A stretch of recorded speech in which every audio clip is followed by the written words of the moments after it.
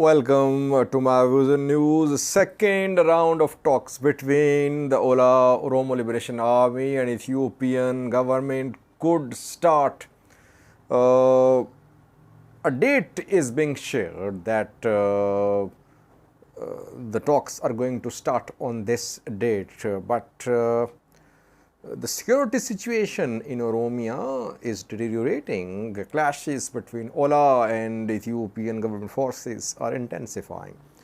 Secondly, another bomb blast is being reported in Bahir, Amhara region's capital, where we know that this week, I think, at the start of this week, there were two bomb explosions close to Amhara Regional Government Administration building.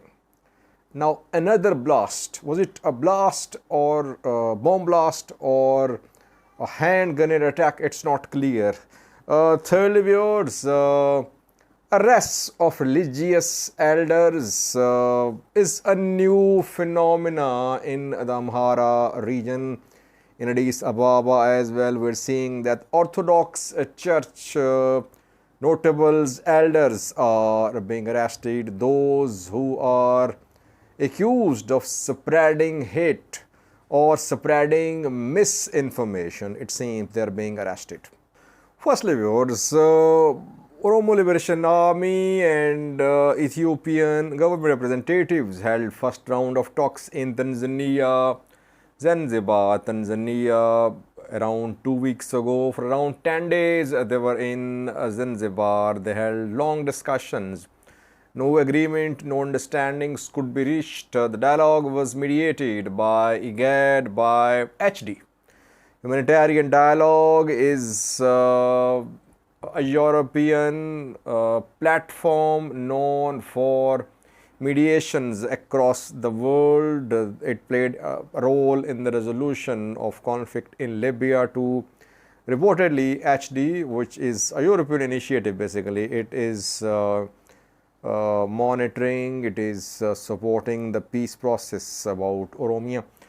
First round of talks was held, no agreement was reached.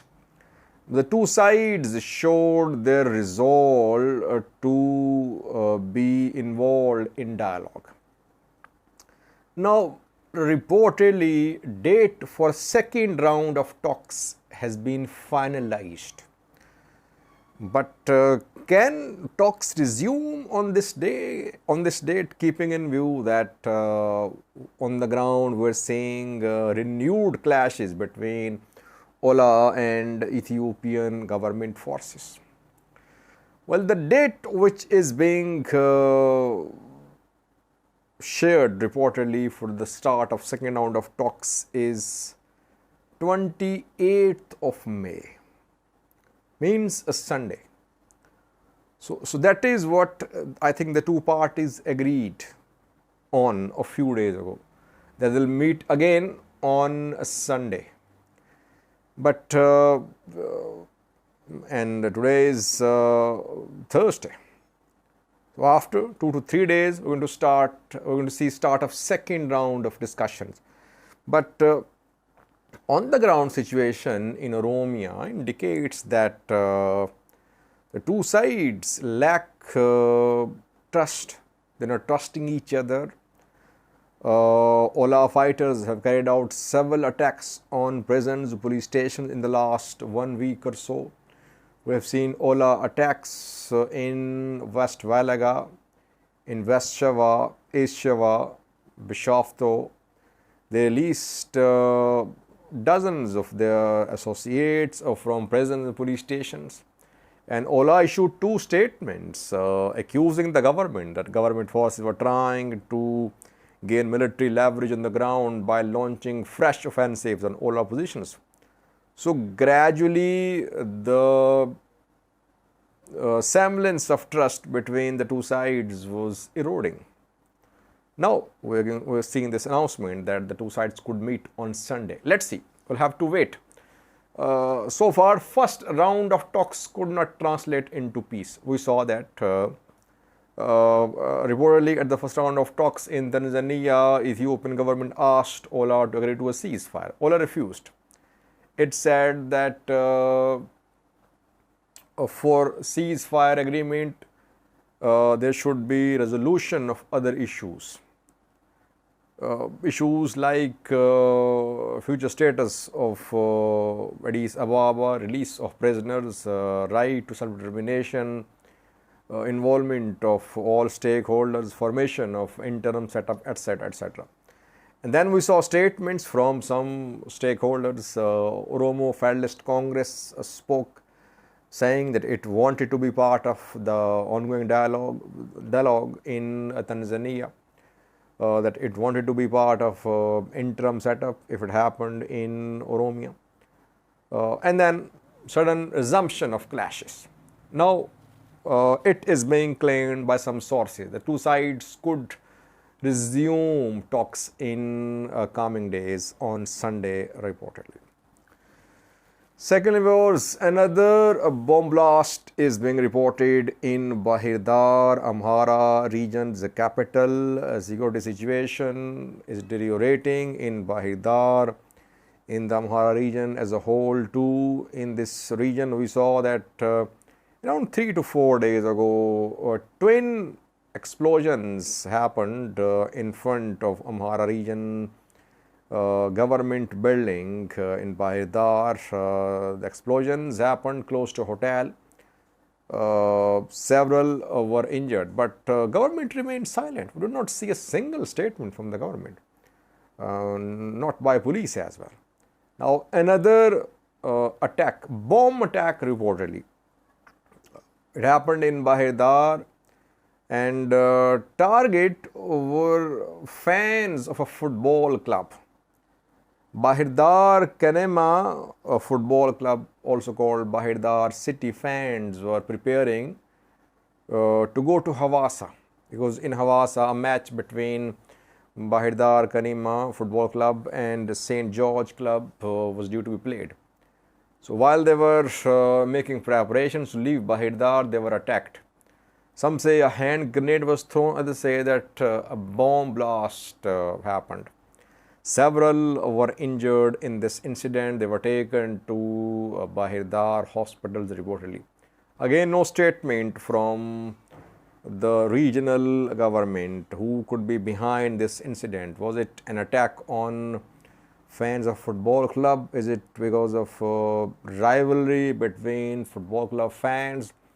Or is it linked to the general worsening of security situation in the Amhara region? We are seeing that Fano fighters and security forces are fighting in several parts of the region. Small scale clashes, no large scale operation, but overall we can say that security situation is not improving in the Amhara region. We are seeing such attacks, such bomb explosions in the capital of the region. Meanwhile, farmers are protesting too in the Amhara region for lack of fertilizer availability, for high prices of fertilizers.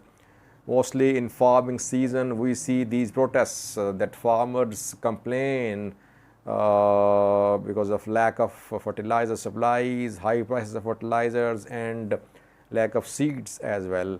And mostly we see these complaints in the Amhara region. No complaints in Oromia, in other parts of Ethiopia. Complaints are mainly from Amhara and from Tigray too, where aid supplies have been suspended.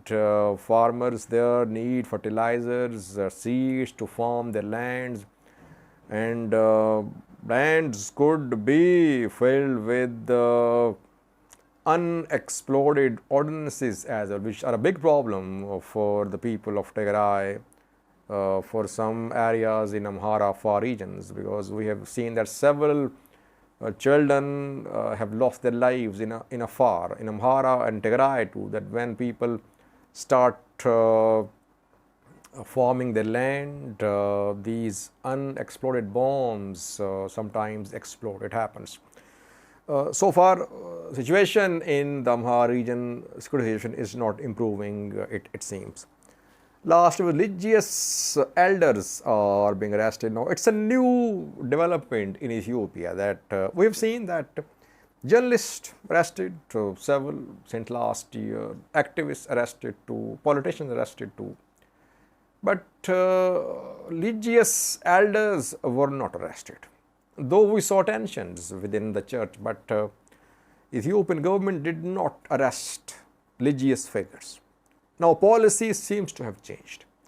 Mahebre Kadusan TV license was temporarily suspended. After that, Berhano of Hagre TV was arrested, though he was released. Then Aklil Damto of Theology Association was arrested. He held a press briefing criticizing some archbishops, accusing them of working for their own interests. And now, reportedly, Tishiome Bijine has been arrested. He is head of Petros Unity organization, which is affiliated with Ethiopian Orthodox Church. So it's an Orthodox organization. It's a new phenomenon that the government is not showing any relaxation. Whoever is criticizing the government or those who support the government are being arrested. Religious elders, activists, journalists. Yesterday, 2 ladies were arrested in the region. Both are artists, I think, but they are activists too. Milat David and another one. So, all sections of society, if they allegedly spread hate, spread false information, or if the government believes they are spreading propaganda, they are being arrested. I wonder how many are in Ethiopian prisons, how many have been arrested since last year. Government has not shared details, but thousands are in prisons reportedly. And they are released too, arrested, released. What is the purpose of arresting these people? Is there any law? I mean, government can arrest anyone, and anyone can be released as well. We saw that TPLF founder Sabbat Naga was charged with terrorism, treason, arrested, released. Now he's in the US. And some others who were accused of minor offenses, they're still in prisons. Thank you for watching.